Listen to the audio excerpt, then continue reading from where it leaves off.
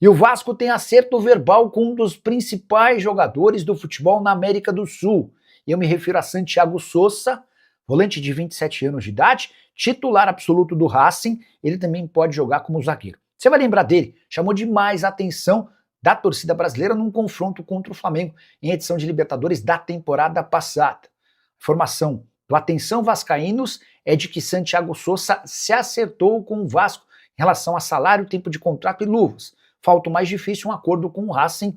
O Cruzeiro, o Flamengo e o Palmeiras foram alguns dos clubes que tentaram a contratação do Santiago Sousa em janelas anteriores. A imprensa argentina afirma que a pedida do Racing gira na casa dos 8 milhões de dólares ou 40 milhões de reais. Só para lembrar que o Vasco está contratando o volante Nelson de Ossa, do Betis, por cifras superiores. Negociação que começa em 10 milhões de euros e pode chegar até 12 milhões de euros. Importante registrar ainda que se está em busca de 2 volantes, o Vasco deve perder nos próximos dias o Cauã Barros, atleta revelado na base do Vasco, que chegou a ser emprestado para o Amazonas e para o América, voltou e tem deixado excelente impressão. Ele tem uma proposta do exterior e, ao que tudo indica, será vendido.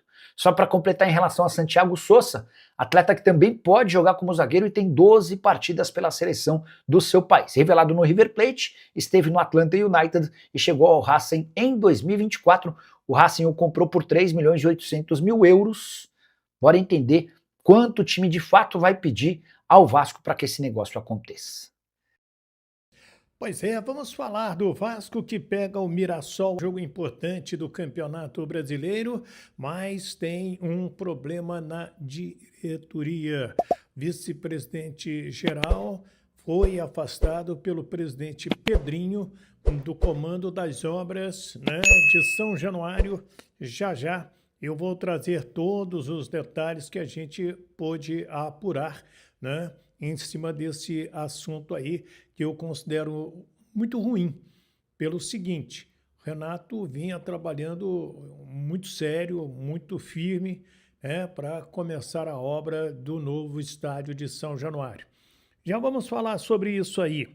E também tem a questão de mercado. Vasco segue aí buscando reforços para o seu time, precisa de reforços e, mais do que nunca, precisa vencer do Mirassol. Só para você ter uma ideia, o Vasco é o 17º colocado, abre a zona de rebaixamento com 20 pontos, 19 jogos, enquanto que o time do Mirassol é o 18º, tem 19 pontos, um a menos e um jogo a menos que o Vasco da Gama, que é o jogo com o Flamengo.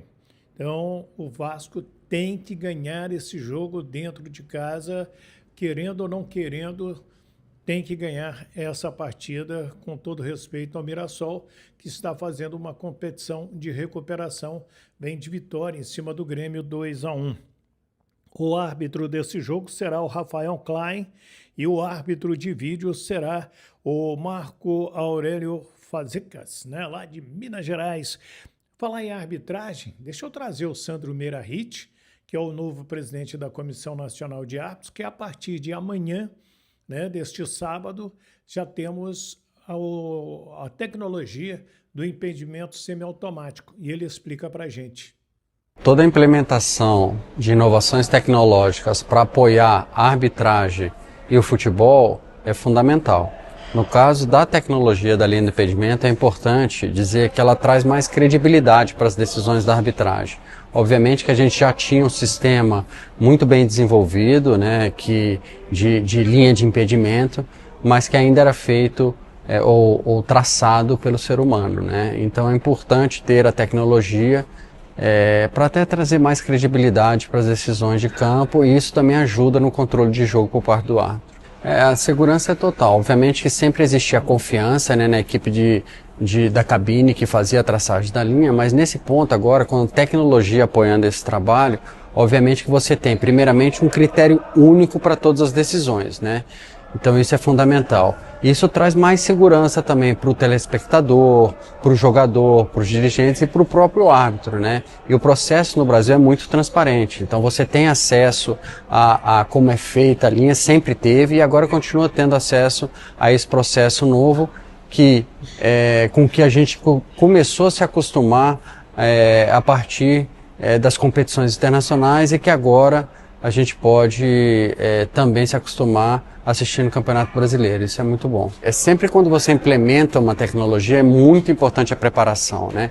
Não é o fato de existir uma tecnologia que não exista por trás um treinamento do ser humano, né? Então, obviamente que a equipe técnica tem atuado muito na preparação dos árbitros de vídeo para se acostumarem a esse novo processo. Existem novos protocolos que são inerentes à inserção dessa tecnologia, para os quais todos os árbitros de vídeo e também os assistentes dos árbitros de vídeo estão sendo treinados, inclusive os operadores da empresa prestadora de serviço de VAR, né, no Brasil.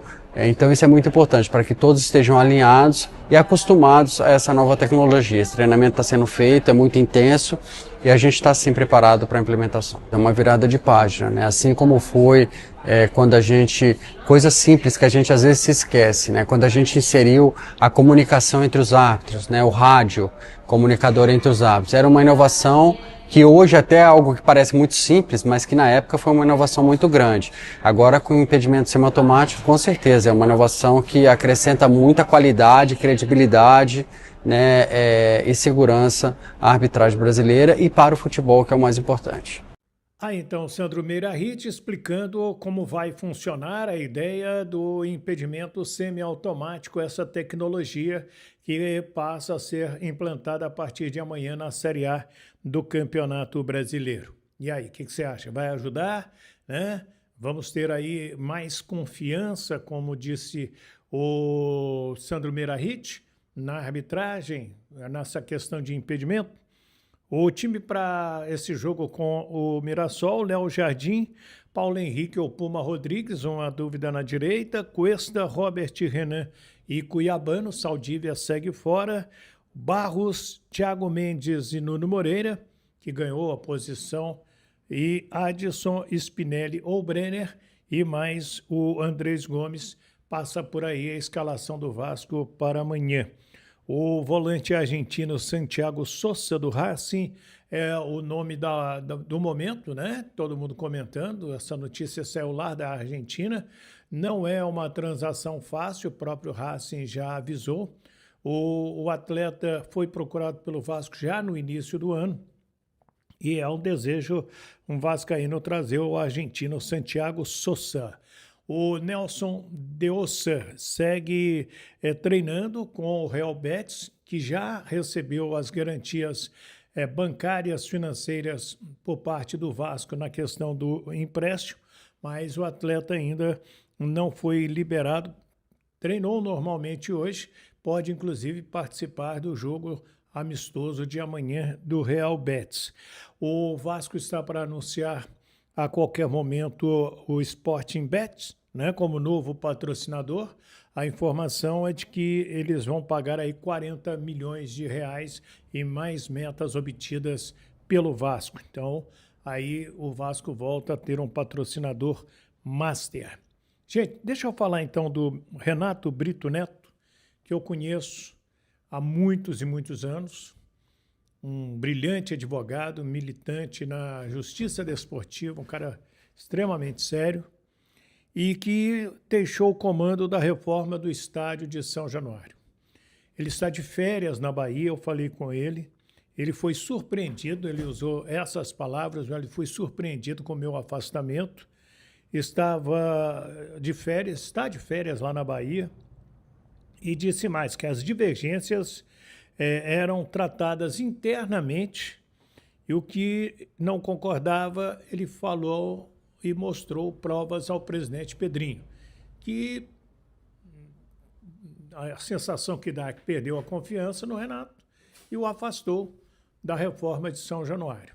É uma notícia muito ruim. Primeiro, que é uma briga política dentro da diretoria do Vasco, traz sempre um grande desgaste. Isso não é bom. Segundo, é que a obra, né, que é extremamente complexa, você vai refazer praticamente todo o estádio de São Januário, você só não vai mexer na parte que é tombada, né, pelo patrimônio histórico, que ali é o lado da social, e uma questão de muitos e muitos e muitos milhões de reais, e que o Renato vinha tratando, a gente vinha acompanhando com ele com muita seriedade. Não estou dizendo que o Pedrinho não seja sério, pelo amor de Deus, mas só avalizando aqui o trabalho feito pelo Renato.